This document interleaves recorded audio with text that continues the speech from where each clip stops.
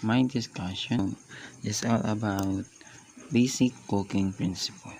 So, in your own idea, what is basic cooking principle? What is basic principle or what is cooking?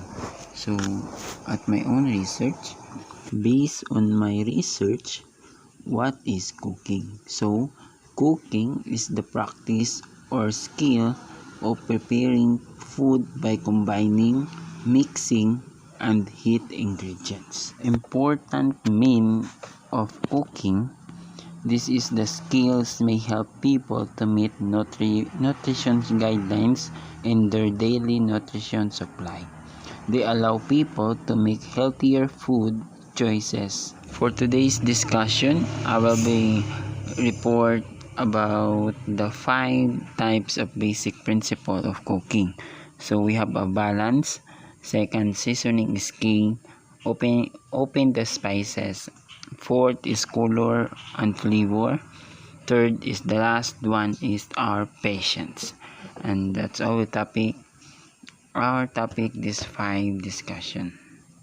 Before I discuss the 5 basic cooking principles, I have already here one of the historical cooking. This is the name prehistoric cooking.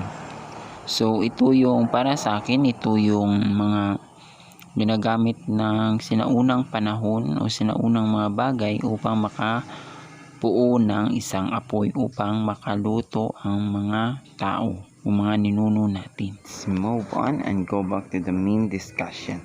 I will discuss the 5 types of basic principle of cooking. Number 1 is balance.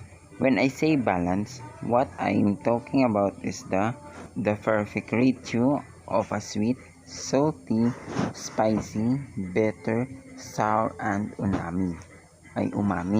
So, third balance or how do you underestimate the cook or what do you cook?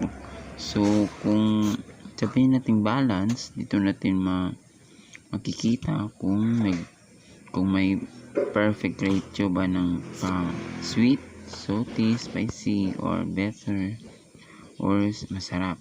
So, this is one of the basic principle of cooking. The second is the seasoning key.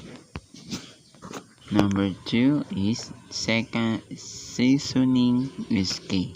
The single most powerful thing you can do to enhance the flavor of your food is to season it properly. Yes, that's true. If you hindi mo siya tatama yung templado mo o ang pag-seasoning mo, maaaring mawawalan ng balanse o mabawalan ng lasa yan. Luluto ka siguraing masarap. And a third is open the spices. So when it comes to spices, I find it helpful to think of them as a raw ingredient. A raw carrot is cool, but a roasted carrot is way better. Raw spices are good. Cooked spices are better. So tawag nito is lang siya, half cook, parang ganun, parang hindi masyadong niluto at hindi din masyadong hilaw, so nilaga lang, parang ganun ang open spices. So and 4, flavor and color. So browning, the Maillard reaction, is the conversion of carbohydrates into sugar, and then it caramelized sugar. As we know from the beginning of this post, cooking is all about balance. O, diba? One of the element of balance is sweetness. Yes, that is the most one of the element. So, a bonus of this browning is that it will add a depth to the flavor as well as sweetness and whatever you are cooking. Our last topic, but not the least, this is the patient. Yes, the patient is the most important when you cook or to cooperate with others.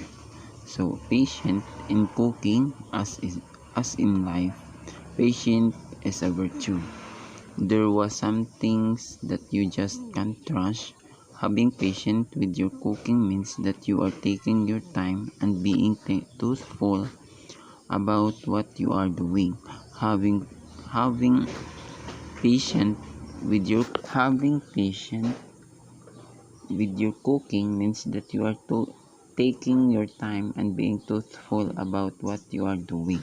So, kung may patient ka, hindi lang sa pagluluto, as you're in life, pwede kang makapag-relax while having no cooking. And that's all about the 5 types of, and that's all will be the 5 types of cooking, basic cooking principles. So, let's move on and let's start the next report. The next I discuss all about cooking methods procedure.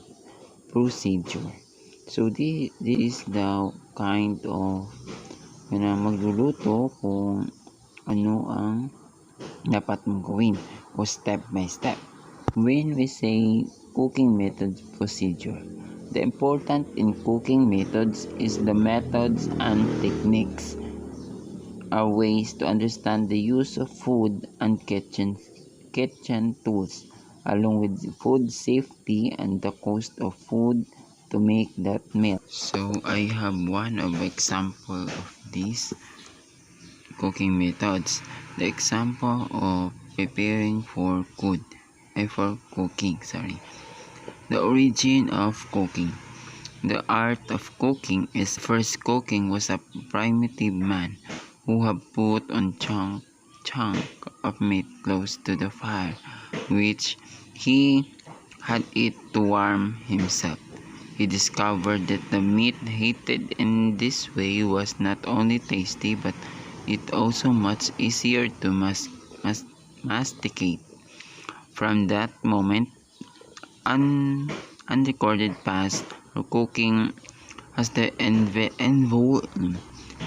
evolved to reach the present level sophistications. So meaning the explanation of this example is makasasabi lang na isang tao na mas masarap siya lutuin sa apoy upang mainitan ang kanyang katawan, kaya maging crunchy ang kanyang kinakain. Thank you for listening to my own report as this morning. So I already research in Google. So the cookery said cooking is like a love. It should be entered into the abandoned or not at all.